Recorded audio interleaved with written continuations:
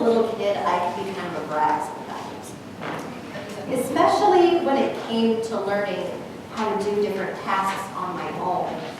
A big one was figuring out how to get myself into my wheelchair from the floor without any help. My parents or physical therapists challenged me to do this because they knew I needed to learn how, and that eventually I wouldn't want to have them help me anymore. I would want to know how to do it. So when they worked with me on this, I remember that I would get halfway up into my chair and start to slip and cry or whine, saying, "I can't do it." Time and time again over those years of learning how to do this, that phrase would come out of my mouth. I can't. And actually, I came to say it so much that eventually my parents forbade it in our home.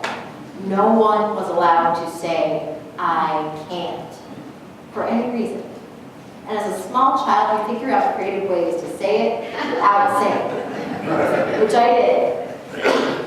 But when I struggled with learning how to get in my chair, they did help me.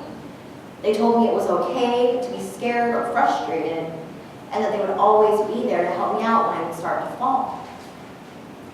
Those memories of learning how to get into my wheelchair creeped their way back into my brain this week as I read our gospel text. We have this dramatic scene that for many of us is pretty familiar. Jesus has dismissed the disciples and the 5,000 plus people that he has just miraculously fed and healed. And now he finally has time to go off alone to pray. Now, for whatever reason, Jesus comes down the mountain in the very early hours of the morning to find the disciples in quite a pickle. A crazy wind has come up, and their fishing boat is bouncing around amongst the waves. The experienced fishermen probably could have handled this just fine, but I'm sure they were at least a little nervous on that sea, which we hear is the Sea of Galilee. What, or perhaps I should say who, comes across that water is what has them terrified. Is it a ghost? No, it can't be a ghost. No, it's Jesus. It's their Yahoo of a rabbi who just healed and fed a ton of people. And he's walking on the water toward them. Over the sound of the crashing waves, he says, "Take heart, I am. Do not be afraid." I think this is where some of Peter's skepticism, we might call it, or maybe even call it doubt, sets in. He says, "If it's you, command me to walk on the water." Now maybe Peter's feeling a bit full of himself here, asking Jesus to tell him to do this, because he's this big shot or whatever. But I'm thinking more likely, he truly wants to come out to Jesus. He wants to go to be with Jesus on that water. The disciples have been witnessing more and more of what God in Jesus Christ could do. And this was something so cool, different, and unusual. If Peter wanted to be close to Jesus, to experience the divine doing something that we would consider beyond natural, this is Peter's moment to do that. Now, like a young child who wants to walk toward an encouraging parent, or like a stubborn child who's trying to figure out how to get into her wheelchair for the first time, Peter is also anxious to get out of the boat, and he heads out to Jesus. Can you just imagine the dumbstruck look on the rest of the disciples' faces? Also, like a young child, Peter gets scared. The waves and the wind are too strong. And the water. Well, it's water. You can't do it. This is nuts. What is Peter going to do?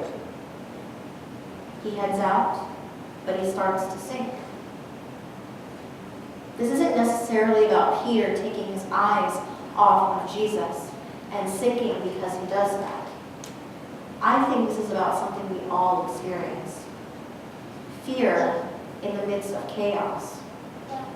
Fear when we are learning to do something new and challenging. And the doubt that we may feel just as strongly as that fear. If this was really and truly Jesus, would he be able to save Peter? If a toddler takes 3 or 4 steps ahead, will a parent or grandparent be there to catch them if they fall?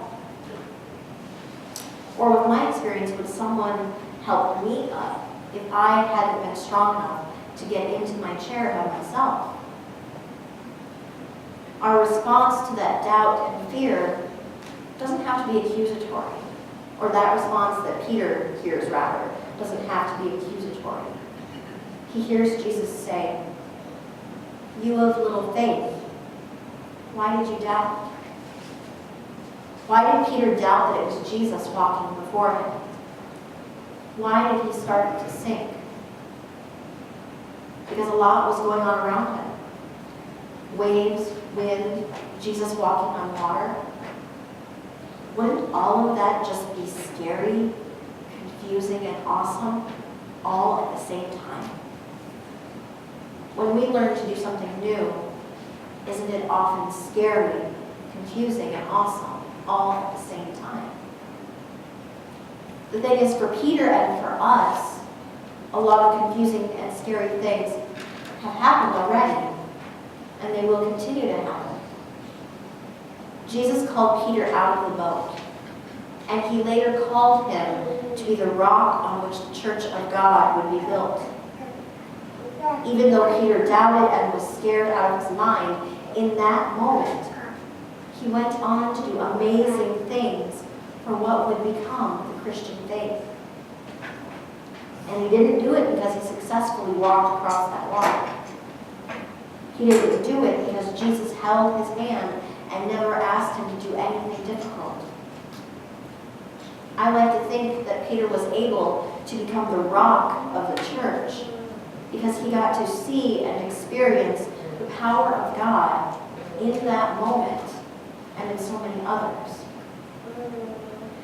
In that moment, Peter came to know, as Jesus rescued him by grabbing his hand, that we have a God who calls us out of our comfort zones in order to do and be different things. But this God is one that also saves us when we are sinking, when the chaos of our lives becomes too much for us, and who gently gives us a boost when we become discouraged.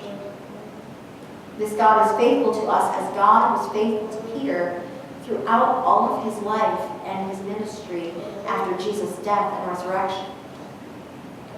Even when he doubted, even when he proclaimed him to be God's son, and even later when he denied him before he was crucified on the cross. God remained faithful to Peter, and God let Peter figure out who it was that he needed to become once he got back into the security and safety of that fishing boat. Now, as I sat back and thought more and more about the faithfulness of God that we witness in this text, it became a little clearer to me just what this could mean for us now. We don't know, at least all of the time, where God is leading us. We don't know what life will bring, and we can't always see where God is leading us. And we can't always see where God is when we are experiencing chaos, doubt, and fear. Yet still, we move ahead when God in Jesus Christ beckons us to move forward as individuals, as families, and as a congregation. We get scared, we sink, we doubt.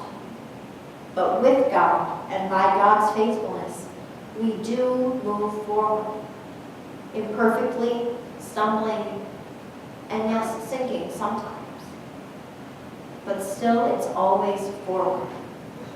We see God's faithfulness revealed in Jesus Christ, ever present and there to rescue us from the chaos and fear that we know only too well. And then, by that, we grow as disciples of Christ, doing whatever and going wherever God beckons us. I think all of that is just as cool and awesome as seeing Jesus do something crazy like walking on water. He's still and always got a hold of us. He will continue to rescue us when we need it. But he gives us room to wander, to explore and doubt as we grow on our journey with Christ. I never really fully got the hang of getting into my wheelchair by myself, but I've kept on trying. And last fall, this skill was tested. It's been tested other times too, but this one I remember the most clearly. It was a Sunday morning, and I had gone to church in my hometown by myself. The weather was dreary and cold and rainy, and as I was getting out of my van at my family home, without my knowing it, I had parked right next to a hole, right where my lift was going to come out of the van. So I fell getting out of the van. I face planted, actually. It's okay to laugh. It was, in hindsight, it's funny. But I was stuck with no one for at least 10 miles to help me. My family was an hour away at their own church. So those memories of those frustrations from when I was small kicked in. I could either wait there in the wet grass for the next hour at least, or I could figure it out. With some struggling and fighting with my chair, I got back in, and I made it back into the house. No parent did it for me, no neighbor came over to help me, but I trusted what I learned from my parents and physical therapists when I was little, and I figured it out. It took years of growing and maturing to get there, though. Now, I don't share the end of that story to act like I'm all proud of myself about it. I say it because it was kind of, in a way, in a small way, like Peter's moment on that water, and the time after. Fear, uncertainty, and doubt mingling with moving forward later and meeting a challenge. Mine was minor. Peter's was huge. He became one of the people alongside Paul who led the charge to start the Christian church. He was scared, but God in Jesus Christ was there, even when he couldn't see him. My family's encouragement was there for me, even though they weren't there with me that day when I fell. And God's presence, love, and guidance is there for each one of you, whether you're called out of the boat to do something new, scary, and crazy, or simply asked to be the amazing child of God that you already are now.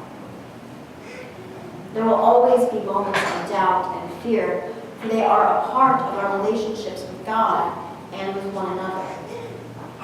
But God's presence is there for us all more in those relationships, and it always will be. It's okay to step out of the boat or learn to walk, or how to lift oneself into a wheelchair, or to tackle chaotic and scary things that we experience every day.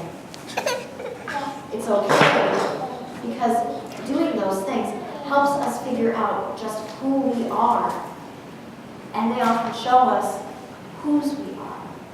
We are God's.